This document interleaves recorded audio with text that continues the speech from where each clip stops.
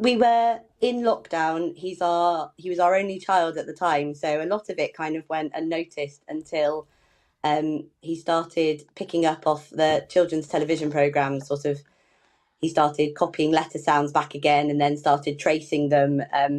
And so we sent him back to nursery after lockdown with I think he's taught himself how to read. And we had a phone call back from our nursery who'd sent their preschool teacher down to check it with the yes, he can. And I just remember being, is that normal for 26 months? And the nursery teacher kind of went, no, not really. Definitely not. Yeah, it was all a bit surreal, really. And then it went on from there. So he's teaching himself languages and reading this tablet and taking it even further. Yes, so he chooses a new topic of something to be interested in every couple of months or so, it seems. So sometimes it's numbers. It was times tables for a while. That was a very intense period.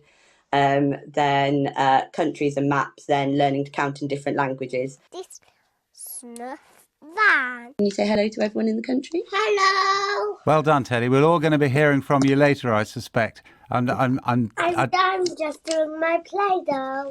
You're playing with your Play-Doh. Oh, that's brilliant. Very good. And can you also count in Mandarin?